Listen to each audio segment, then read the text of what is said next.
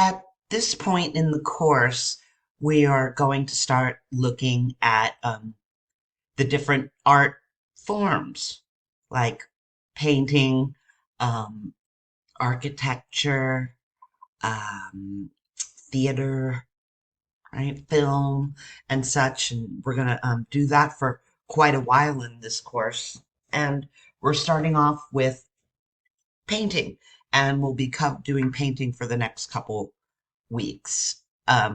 So this is an interactive video on painting, its media, and its elements. So these are technical matters. Next week, we'll talk about the humanities and how the humanities in general and and how painting can reveal our values to us, right? But for this week, we're just taking a look at um, the media and elements of painting. Again, these are technical matters, and I'll probably move through this um, uh, relatively quickly. So first, we'll just talk about our visual powers and what painting can do. Painting awakens our vision. It can awaken our visual senses so that we can experience color and shape and light and form in new and different ways. And that's important because, our everyday lives are filled with routine distractions and routine experiences that can can start to dull our senses. We know what to expect. We stay in the same area. We stay around the same people. We do very often the same things. And that predictability and routine has a tendency to kind of dull our senses a little bit. And painting can help us wake those up a bit. And by sharpening our attention to paintings specifically and their overall power, we can help to sharpen our sensitivity and awareness in general. So, first, we'll discuss the media of painting, right? The medium, and several different mediums, meaning media. That was silly, but okay. The most prominent media in painting are tempera, fresco down here, oil, watercolor, and acrylic. And in early paintings, pigment, which is the actual color of the paint, it needed a binder like egg yolk or glue or casein, which is a protein, to keep it in solution and allow for it to be applied onto whatever you're going to paint: canvas, wood, plaster, and other substances. So that's most that applies most to tempera, which we'll look at first. So tempera, like I said, is pigment or color bound by egg yolk and applied to a carefully prepared surface. And some of the advantages of tempera is that its creamy consistency helps it flow smoothly onto paper and cardboard, cloth, wood, or canvas, and it provides excellent coverage. Those are some advantages of using tempera paint. But it has its disadvantages too, and that's it's time consuming because the artists need to apply it in thin layers and then over and over. And also, tempera paintings can't usually attain the deep color saturation that oil paintings are able to manage.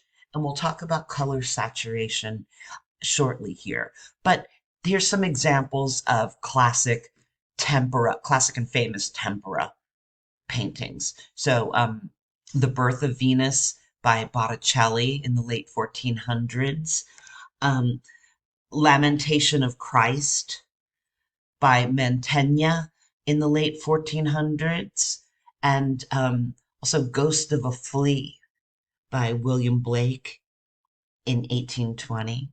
Those are a few examples of tempera paintings. Then there's fresco.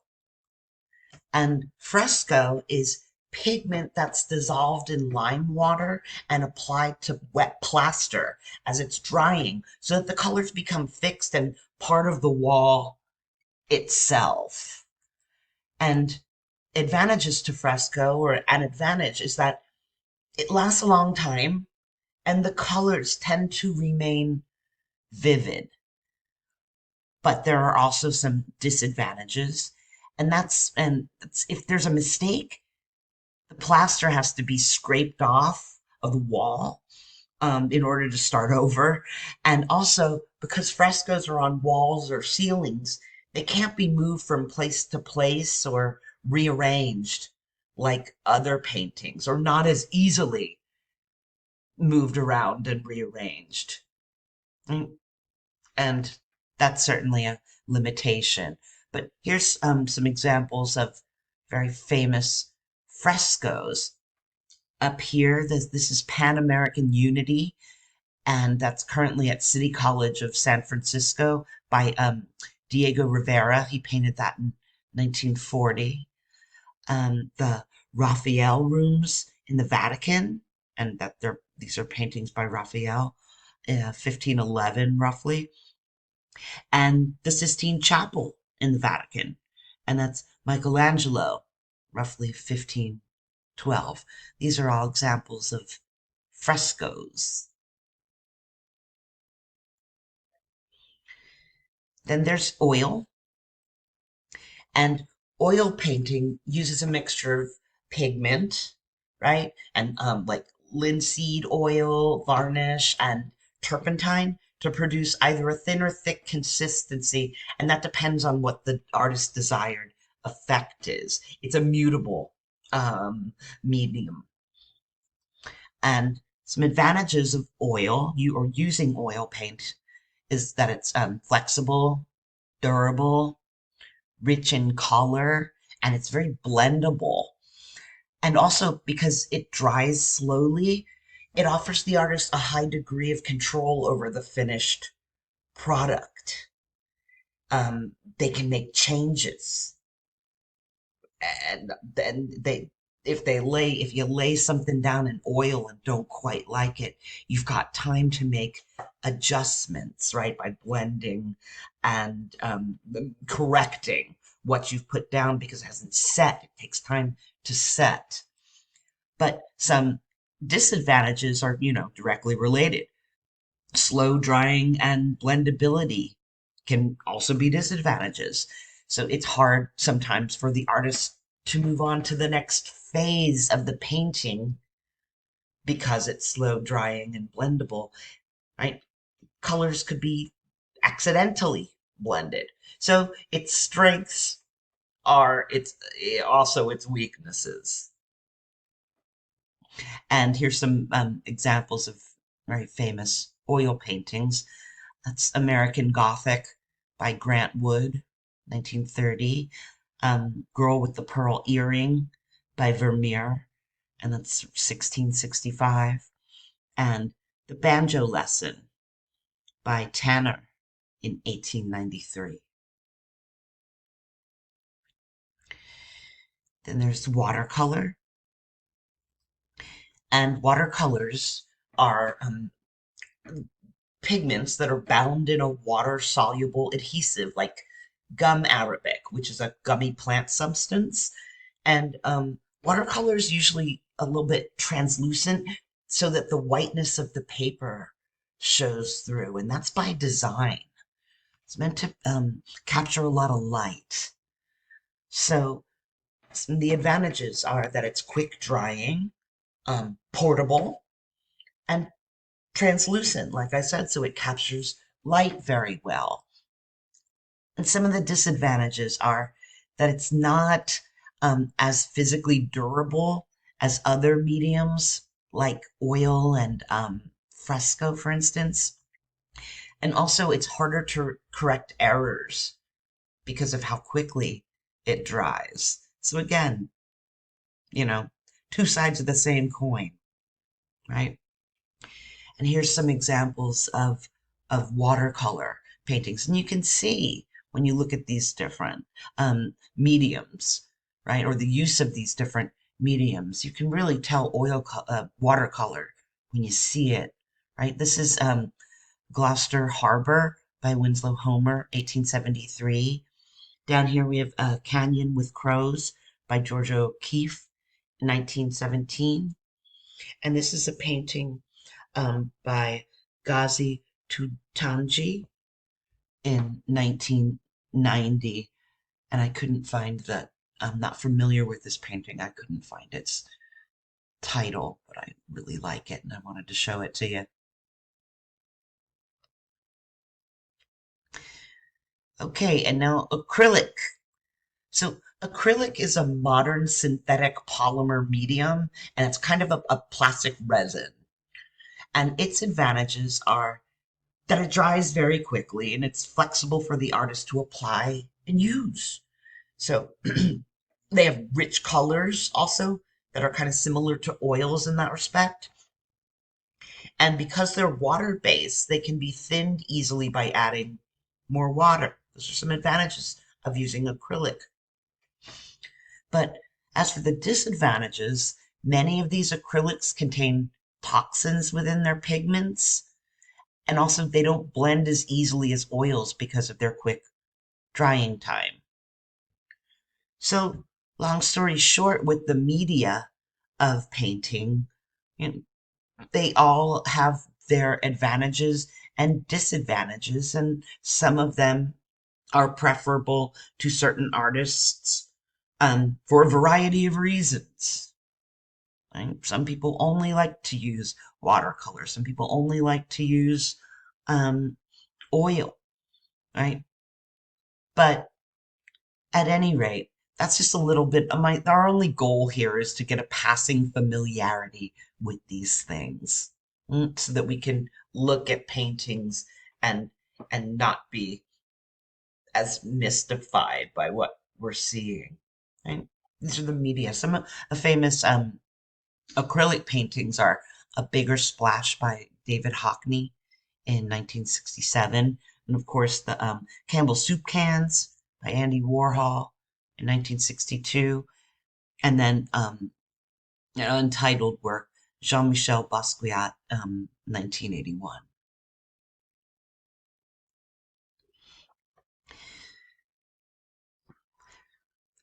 Now that we've looked at the media of painting, or some of the media, most popular media of painting, let's take a look at some of the elements of painting. So the elements are the basic building blocks of a medium. So for painting, these are line, color, texture, and composition. So we'll take each in turn. Line. So line's a continuous marking made by a moving point on a surface. As if you needed that definition, but there you go. Line outlines shapes and can contour areas within those outlines, and sometimes contour or internal lines dominate the outlines. So clothesline is most characteristically hard and sharp, where open line is most characteristically soft and blurry. Those are just two different techniques, right? So if you're painting a piece of scenery like these two, this would be considered more closed line, right? And this would be considered more open line. And line can also suggest movement, stability, tension, and or calm with the use of vertical, horizontal, diagonal, and curvature. And here's just some examples of that, where these paintings are famous paintings are marked up. Um, we've got the Canagiani Madonna by Raphael in 1507. So the line here is that triangular, right, which is supposed to show stability. Um, we've got the Holy Family with St. Francis by Rubens in 1620, where we've got, they're making use of diagonal, where, Rubens is making use of the diagonal here in order to draw your attention to certain places. And same with St. Francis of Assisi in Ecstasy by Caravaggio in 1595. Makes use of the diagonal line here.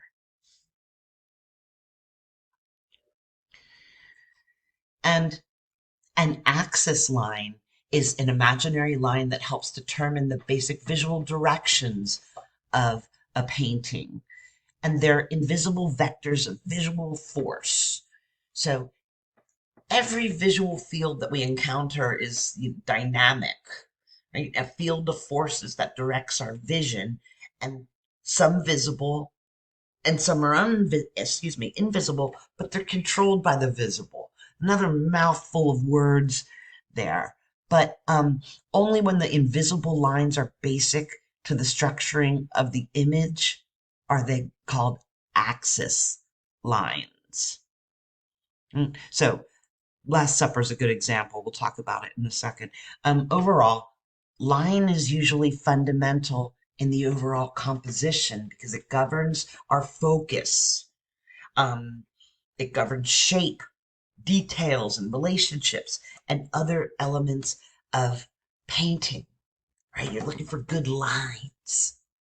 And sometimes, we can bring this to the forefront of our consciousness when we're looking at these different paintings, or let me check the lines on this thing. But it also works on an unconscious level. Even in everyday life, you may not realize it, but we respond to something with good lines. And we respond favorably to something with good lines. And when the lines are out of whack, we tend to respond less favorably to it. It's really cool how that stuff happens often without our conscious realization of it. But here we're trying to bring this to our conscious realization. Right, so like I said, The Last Supper by Da Vinci. He painted this in the 1490s. Very line governed, right? The horizontal line coming across all of the diagonal lines from each of these corners, bringing your focus right to Jesus in the center. And also, if you've ever seen the movie The Da Vinci Code, they actually break this painting down in terms of like lines and hidden meanings, like a triangle, right? And the shape and etc. It's kind of a cool scene, and I'll look for it and attempt to post it for you here. But this is a classic painting that's dissected for its use of line and vectors and to govern focus. Okay, now we're on to color, another element of painting. So one of the elements of painting is line. The next is color. So color is composed of three distinct qualities, and that's hue, saturation, and value. So hue. Hue is simply the name of a color. So red, yellow, and blue are the primary colors, like here. And then their mixtures produce the secondary colors, which are green, orange, and purple. And then further mixing produces six more, which are known as the tertiary colors. Here, here, here, here, here, and here. So the spectrum of the color wheel shows 12 hues, and that's why. Then on to saturation. So saturation refers to the purity, vividness, or the intensity of a hue or a color. And whenever someone speaks of like the redness of red or the blueness of blue, what they mean, like that red is so red or that blue is so blue, they mean its highest saturation. Whoops. So here with red, right, 100% saturated, and then here it's 50% saturated, and then here it's 25% saturated, like diluted down. Um, and then there's value as a component of color. So value, or it's also known as shading, refers to the lightness or the darkness of a hue, and that's the mixture in the hue of white or black. So a high value of a color is obtained by mixing in white, and a low value is obtained by mixing in black. So we're working with red. Here's the full, red at its highest saturation here, but we're speaking of value. So then as you start to mix white in, it has a higher value. And then as you start to mix black in, it has a lower value. That's all, again, that's known as shading.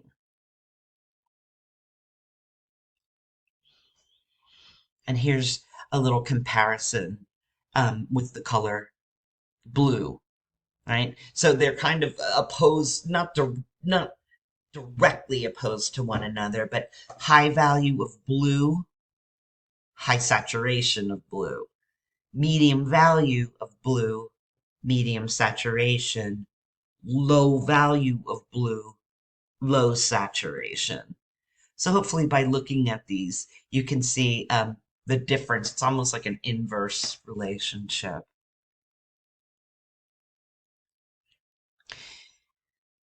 And now complements, complementary colors. So complementary colors are opposite each other, like red and green are complementary colors, and orange and blue are complementary colors, for instance.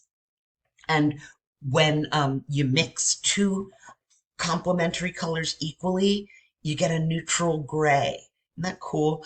And an addition of a complement to a hue will lower its saturation. So a red will look less red and have less intensity by even a small addition of green. I think this stuff is really cool, the science of color. And an addition of either white or black will change both the value and the saturation of the hue.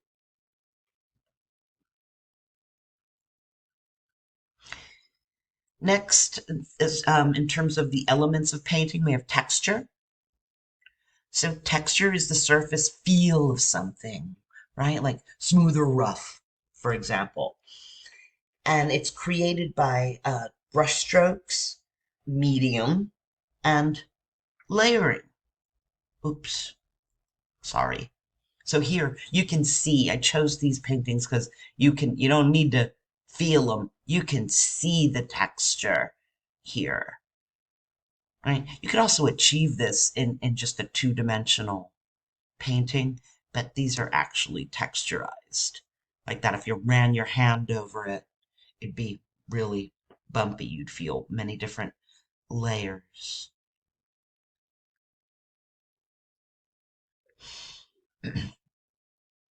So now we've got composition.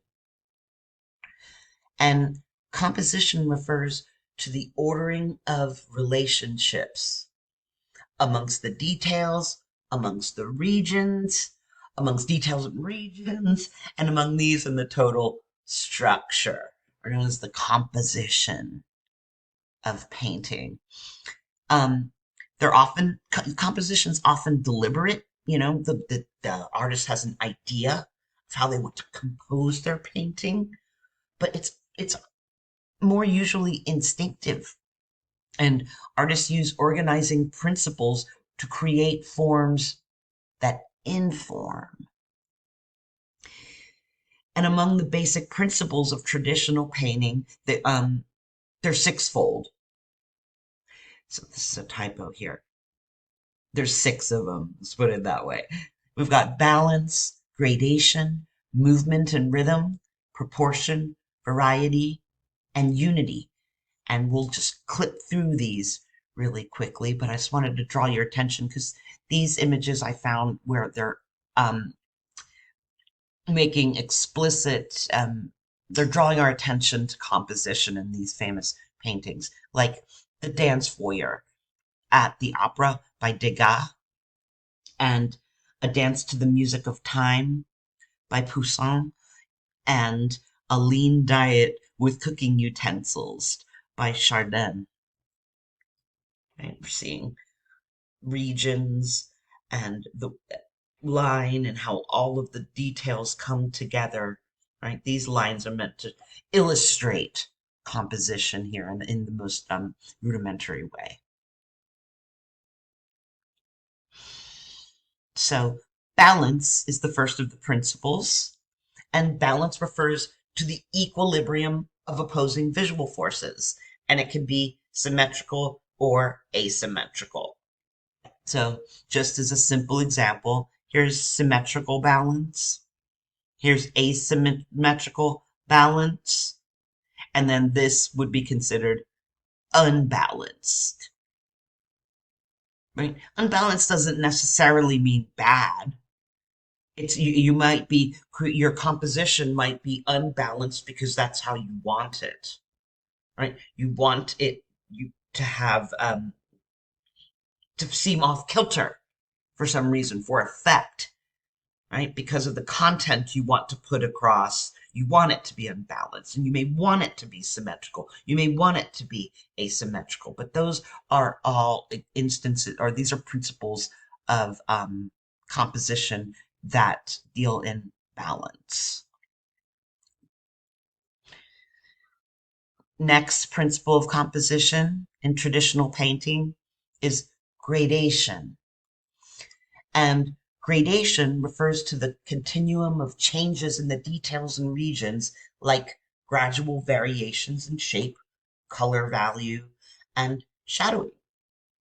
So here you can see changes in gradation, right? This is Festival at La Tirana by John Burton in 2012. And this is very, much more clear and distinct, right? In shape, color value, and shadowing. And then as the people get more distant, those gradually lessen, right? So you see a gradation of color from and shape and detail from higher to lower to achieve the effective distance. And then you can see that here too. What's close up is darker and more sharply lined, and that gradually starts to soften as things get into the distance. That's known as gradation. And another principle of composition of traditional painting is movement and rhythm. And movement and rhythm refers to the way a painting controls the movement and pace of our vision. You can look at these paintings and see movement and rhythm in them. Right? Someone's really good at that. Right? Capturing the pace of our vision and capturing, although frozen in time, we see that we're meant to be perceiving motion, right? That effect is achieved down here as well. The next principle of composition of traditional painting is proportion. And proportion refers to the emphasis achieved by the scaling of sizes and shapes. Like you can draw by using the principle of proportion, you can your attention is drawn to one thing first over others, right? So let's take this. You're going to look at this flamingo, boom, first, and this one on the painting is much obviously bigger than these. Well, that's just a principle of proportion meant to give you the illusion of space and distance, and drawing things in different proportions. And Vitruvian Man by Da Vinci was meant to be like perfectly proportion, an exercise in proportionality. And also this painting just of simple oranges, where some, one, the artist wants to show you this one is not that far away. So it's not going to be the size, he's going to depict them as similar in size in order to show that they are actually close. I mean, these are all effects that are achieved by using these principles. Because you're trying to take the three-dimensional world and put it on a two-dimensional canvas or what have you, and make it pop and make it come to life. So the idea behind all of these principles of traditional painting is this is how you make it happen. This is how you can achieve that effect. Proportion. And variety. Variety refers to the contrasts of details and regions. It's another way that another principle of composition, right? Like composition. Actually, Kandinsky actually calls it composition 8. Um, sorry, almost like he is, you know, kind of like he's mocking the principles of composition. I don't know. That's my interpretation, but um, right? Variety, another principle.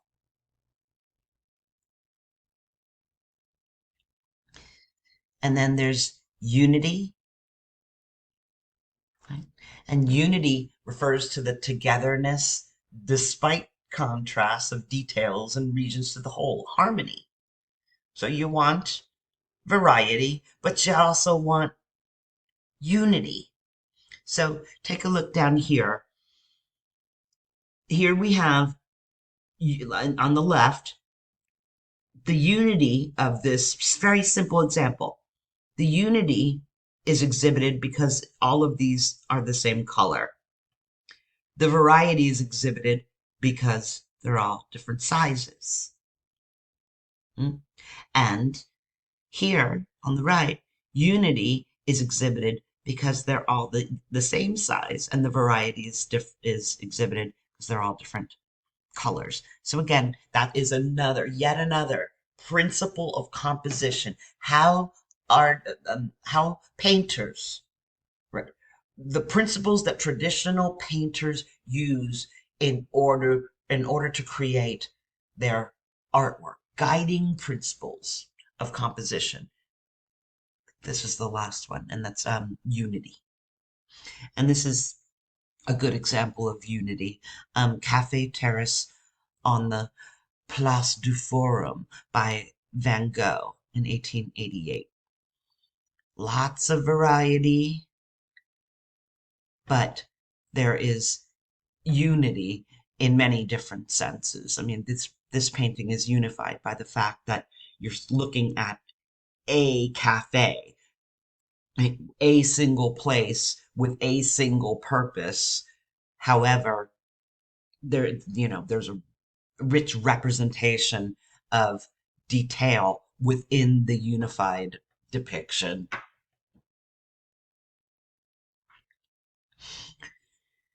And then talk briefly about space, depth, and perspective. So pretty straightforward definition. Space is the hollow volume available for occupation by shapes. That's what space is. And space can be described as crowded or open.